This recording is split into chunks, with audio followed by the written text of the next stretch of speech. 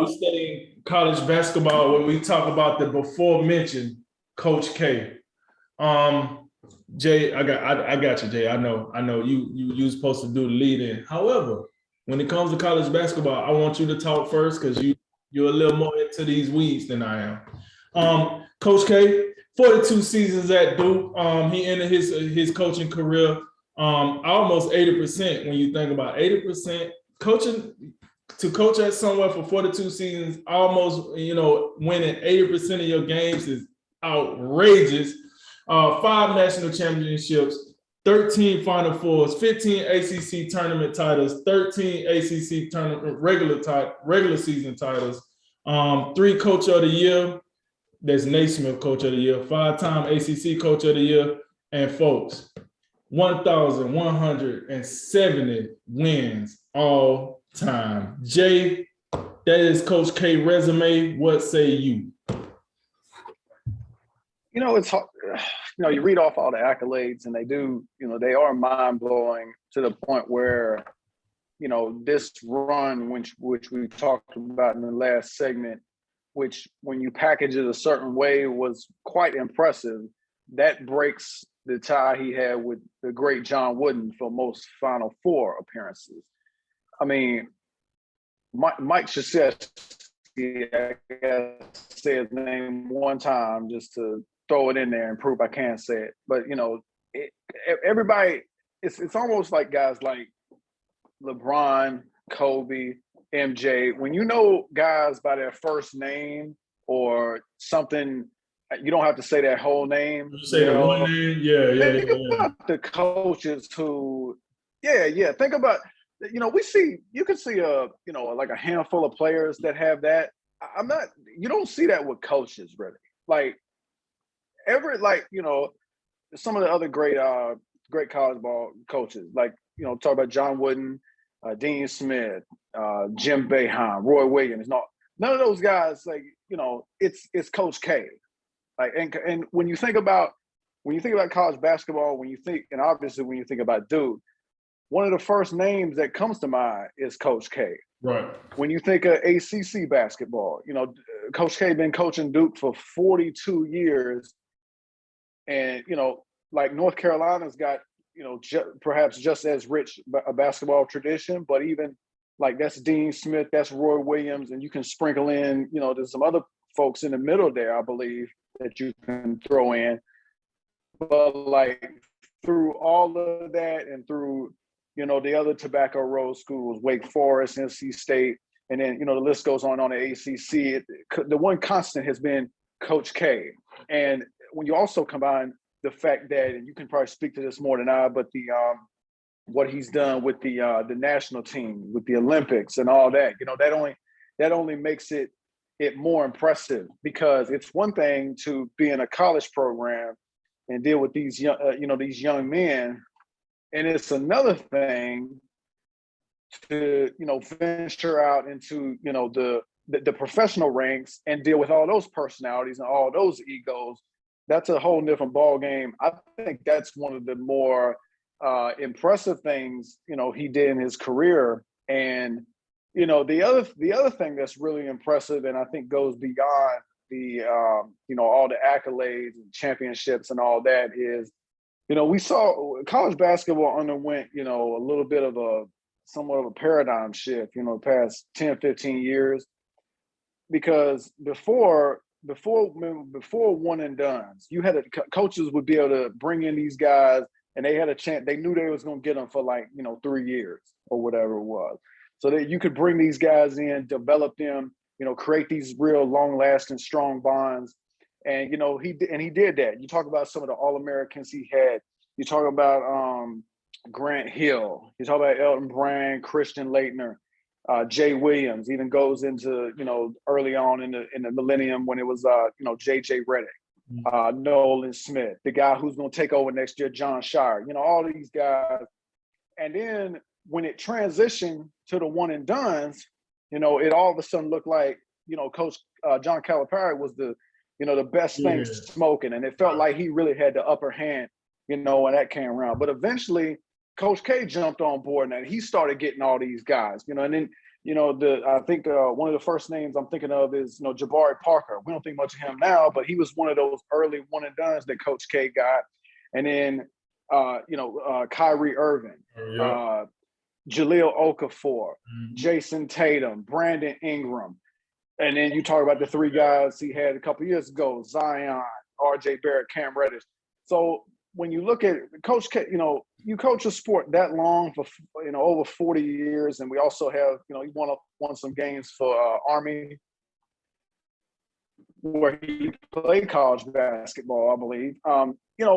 When you're in whatever industry or business you're in, if you stick around that long, there are going to be like changes that take place. And the challenging thing is to stay relevant through those changes by being able to modify and do things a little bit differently to stay up to date, and I think, that's probably the most impressive thing and the most like complimentary thing I can say about Coach K.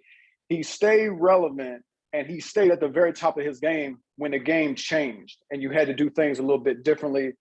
Because if he had been somewhat stubborn and didn't, it was like, oh man, like you guarantee there's coaches out there, but when this one and done thing came out, like, man, I don't want to be renting these guys for 1 year and then they go straight to the league. I can't build a program like that. And even the guy that does it, really has done, probably the most successful, John Calipari, he even be out here week after week. You lose a game and he out here crying. I'm like, yeah, man, I can't build a program. I'm getting, they don't stay long enough. Well, get some guys a little bit less talented. Get some 3 stars and make them 5 stars in 3 years. Would you try that? But look, that's really the most complimentary thing I can say about Mike Krzyzewski. As the game changed, he stayed relevant. He did things a little bit differently, and he still was at the very top, no matter what the quote unquote business model was. He was able to stick with it and stay at the top.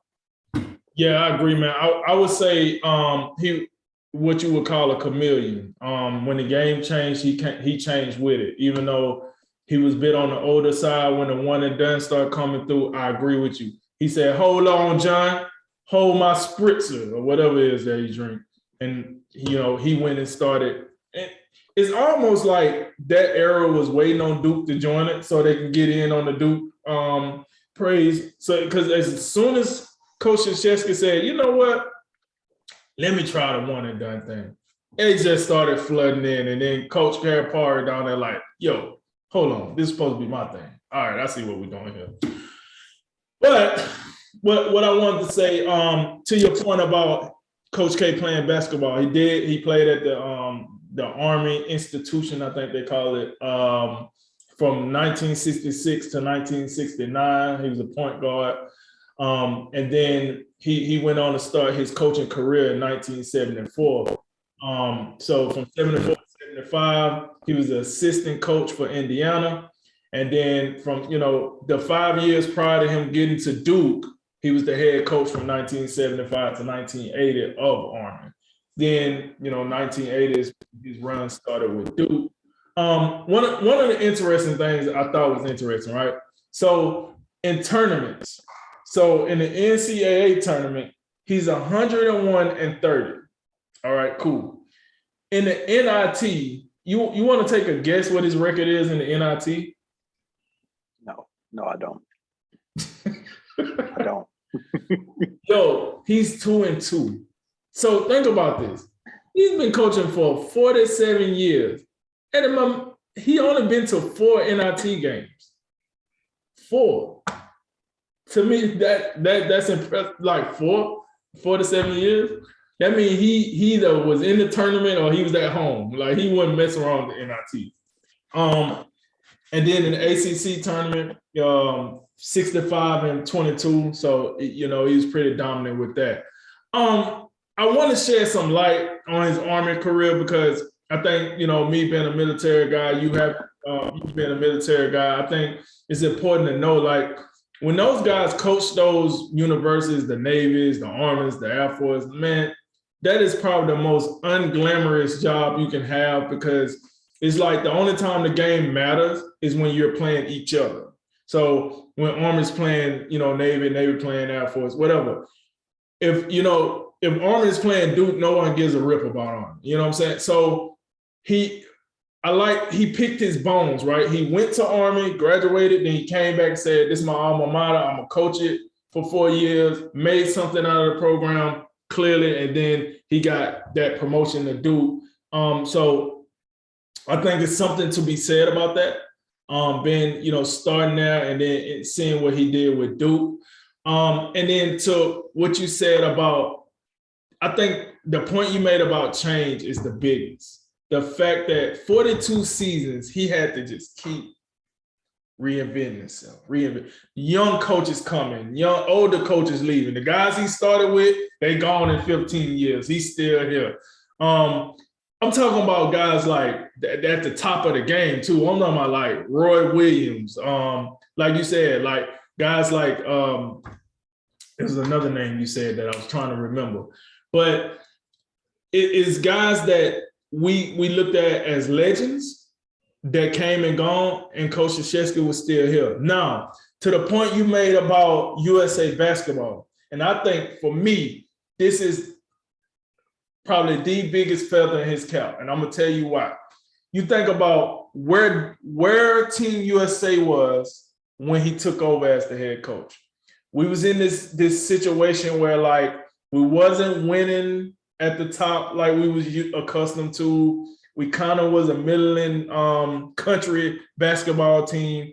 I mean, I think we was at that point getting beat by like Spain and Argentina and teams like Australia. And it wasn't a good look for USA basketball when Coach Krzyzewski took over the helm. He did eventually get those guys together, and they created what we call the Redeem team. That team went on to pretty much run the floor, win the gold medal, and then get us back to dominating that gold medal in basketball. I know recently we done flopped around a little bit, but you know where I'm going with this. So he got us back. And the thing about that is not only, so it's like you said, it's one thing to be a top-notch coach when you're coaching top-notch kids. Team USA ain't top-notch kids. They're top-notch professionals. So for a guy to come probably the hottest coach in college at the time, then you got to go to these professionals. I can understand how that probably rubbed people the wrong way, but he was still able to make it happen. It's very hard because people think, people like you and I probably think that it's easy to coach professionals. You just go and tell them what you need them to do. They're professionals, they do it, but it don't work. It don't work like that, especially when you're losing and then the country is on your neck because you're losing. He stepped in, he got them back to the winning ways. He got a lot of respect from these guys, the LeBron James, the Kobe Bryants, the Chris Pauls, the Kevin Durant's, like these guys that we look up to now as top-notch professionals, when they played, no disrespect. They looked up to Coach K and they believed in him and they said, hey, we believe in you. I think that's a big feather in his cap. And I think when he goes, like whatever accolades he go to collect after this is over with, I think that is going to be one of them. Because I can tell you right now, it's a reason why as an NBA coach, that's the head coach of Team USA and not a college coach. Because you can't just be plucking them out of college and expect them to win at a high level. It has to be a certain type of coach. And Coach Krzyzewski was that certain type of coach. So, I think a lot of kudos for that. And then, I don't know if you remember this, Jay, but Duke at one time was known for his lacrosse team more than it was known for his basketball team. And I think Coach Krzyzewski, did you know that?